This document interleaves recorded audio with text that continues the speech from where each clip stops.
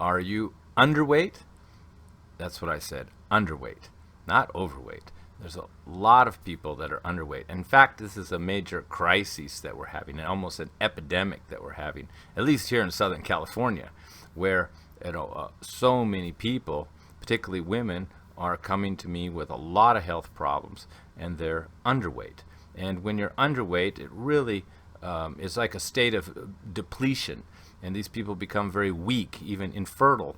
Even the reproductive system stops, the period stops, hair starts falling out, nails start to become thin, and these people need like stimulants and coffee and sugar to keep going because they're so depleted. Signs of being underweight are like a bony on the back of the hand, very thin skin, and being hungry all the time. And of course, the most common sign of just being very underweight is when you're thin and you're having a lot of anxiety and then nervousness. You know, when you're thin and you're depleted and the body doesn't have much enough nutrients, you know, the body feels anxious, kind of like a driver driving a car on an empty tank of gas. You know, the driver feels nervous, and that's the body or the mind feeling the state of the body when it's depleted. And, you know, and this comes from skipping meals, not eating enough, having smoothies, salads, you know, just light meals with a constant view that you're afraid to gain weight. And in fact, many people with this, I would say, somewhat obsession with trying to remain thin are underweight and depleting themselves. And many of the symptoms that we talked about here, particularly anxiety, are partially a result of this underweight condition. So I encourage you to allow the body to find its own natural weight.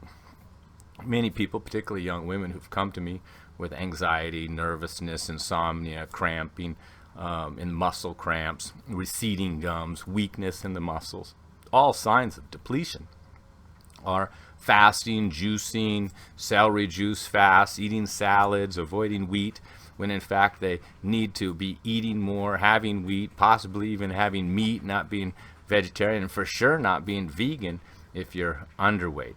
And these are things for overweight people who are truly overweight, to be, you know, not having dairy, not having wheat. So, you know, I find a lot of people who are underweight are eating food that's suitable for an overweight person.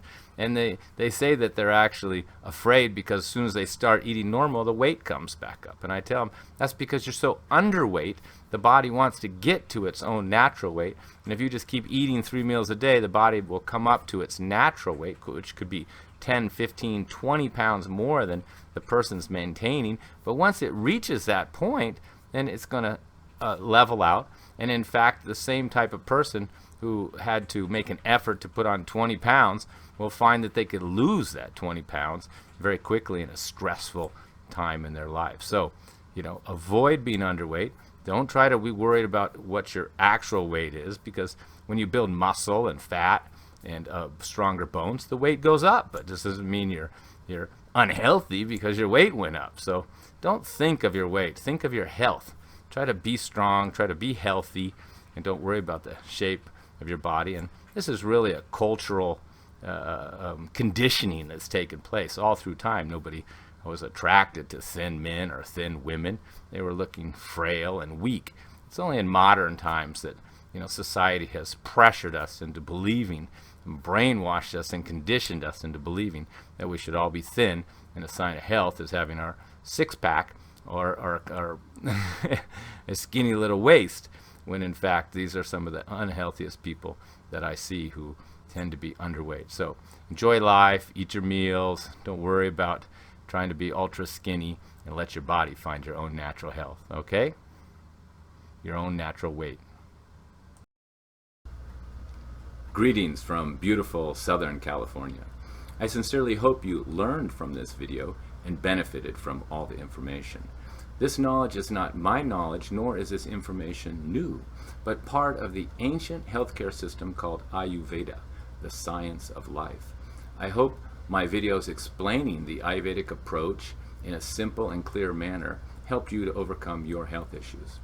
However, if you have a complex or serious health condition, I highly recommend that you contact me personally so I can meet with you here in my clinic in Ojai, California, or in an online conference call so I can properly diagnose your condition and provide you with an individualized diet and custom herbal formulas.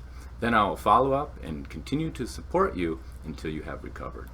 Please subscribe to my YouTube channel below and visit my website for more information, appointment fees, upcoming events, and my schedule where you can book an appointment directly online. Thank you once again, and I wish you the best of health and happiness.